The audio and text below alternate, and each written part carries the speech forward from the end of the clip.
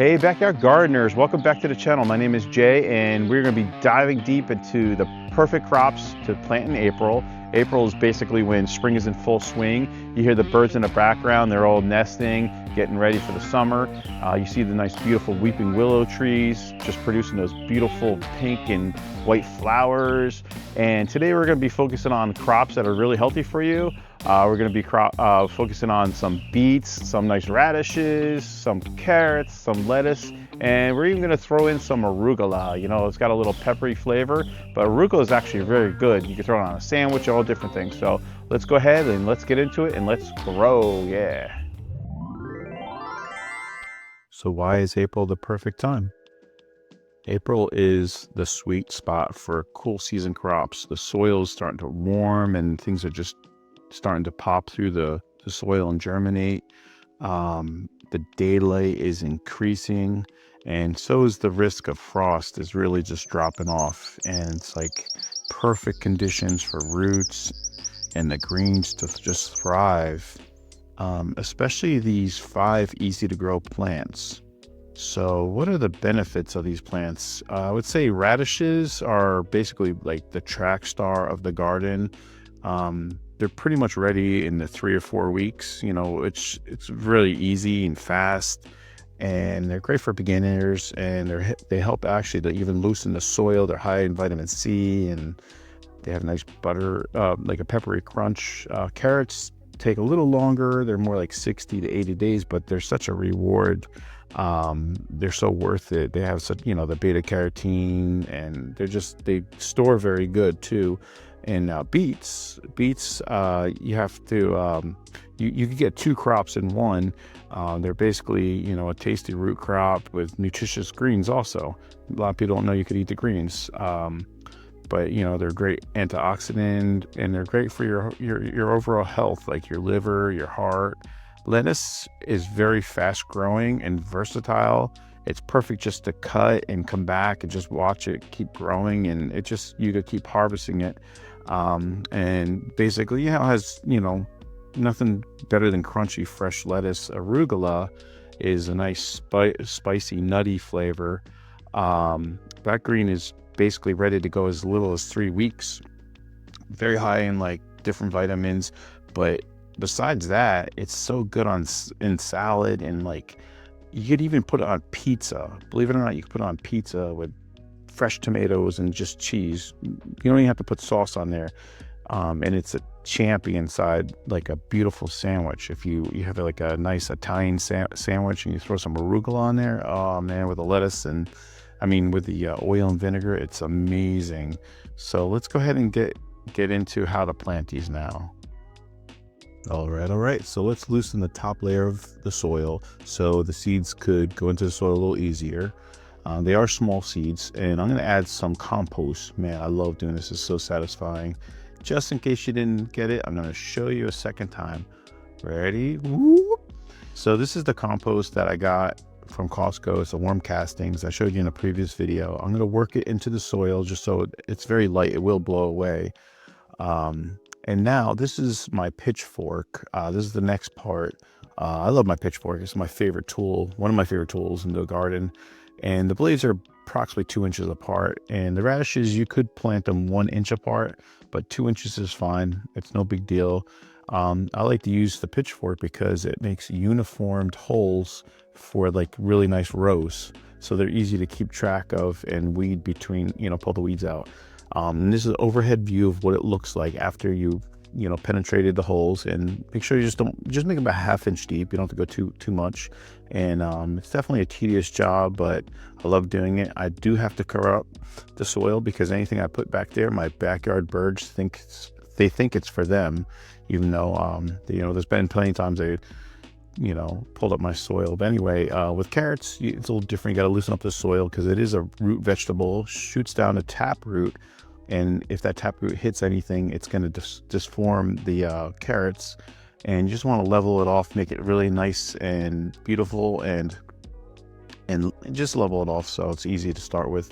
And let's go ahead and build some trenches. The trenches, they're kind of like little World War II trenches. The carrots, you kind of spread them across each trench, and it just makes it really nice and clean. So let's go ahead. Which one should we do here? This one or that one? Both of them? All right, we'll do both of them. I love both of these brands. They're really great. So let's start off with Haas Envy carrots, and they're so small. So basically, you're kind of just literally, you know, you're not really putting them like in perfect, like, 1 inch apart, 2 inches apart. You just kind of just scatter them across that little trench. Later on, you have to kind of go through and just thin them out, because it's almost impossible to get it perfect.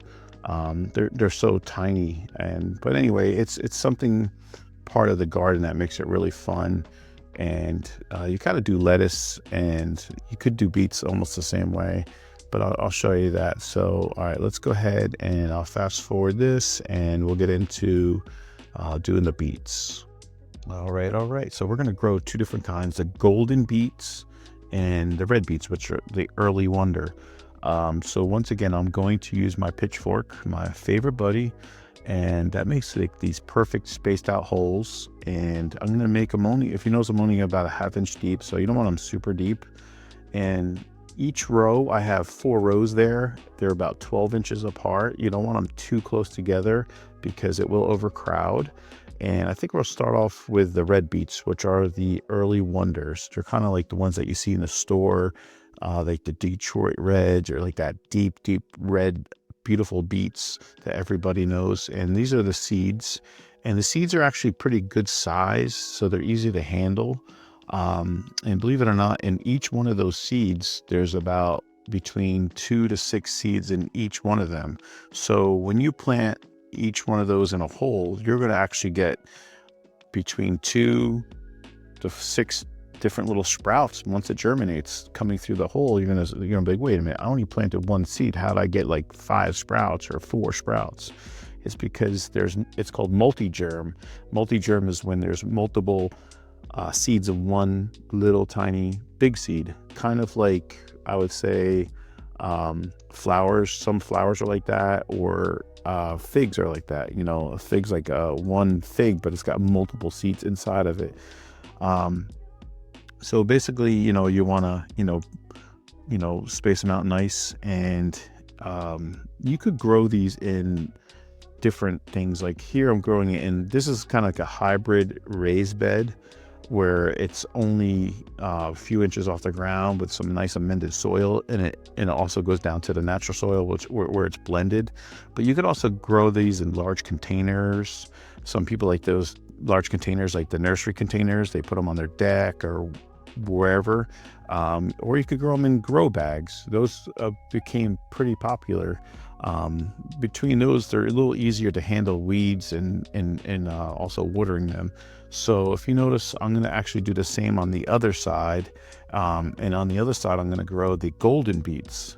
And basically with the golden beets, they're not as earthy tasting. Most people say like the red ones are very earthy, which I don't really want to say it, but some people say it tastes kind of like dirt. I don't see that.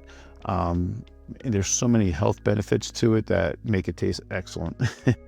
But they're so good for you. And I'm going to put the same thing, the golden Detroits, in this side, and the seeds are pretty much almost exactly the same size. So a good companion to go along with these beets are going to be any kind of leafy green. Believe it or not, they're actually in the same family as spinach and Swiss chard. So if you want to add those to the same garden, they're pretty much like a good companion plant. And just make sure you put them in a nice sunny spot where they get 6 hours of sunlight, and that's all they need. And when they start to sprout with root vegetables, you want to make sure you keep them watered for those little seedlings. You don't want them to dry out, because once they dry out, they don't really recover too well. All right, so this is my golden beets. I just planted these a week ago.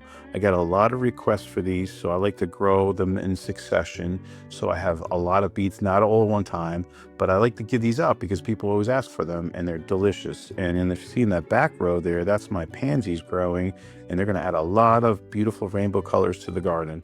So basically with the lettuce and the arugula, it's the same exact process. I just take a piece of wood and make like a little half-inch deep little trowel, and you basically, these are surface sown seeds. You don't want to bury them, and if you do put anything over top of them, just like an eighth of an inch of covering, that's it. So they're both very beautiful lettuces here. One's a Haas Butter Crunch, which is a butterhead lettuce, and the other one's a Bronze Minuet, which is like a kind of like a red leaf lettuce. The seeds are so tiny though, so I'm gonna have to be careful when I put these in, and I'm gonna have to just go through and just thin them out.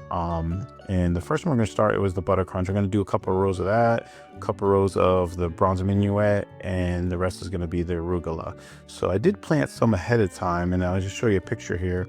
That's basically what it looks like. I'm gonna plant those two, same thing, succession growing, and you know, just so you don't have everything all at one time. And this is basically, I just want to show you a quick video. This is the Bronze Minuet, and this is actually the Arugula. So I'm going to take those plugs and plant them into a different garden. So I just want to do a quick wrap up here. And you know, this is basically our April garden lineup.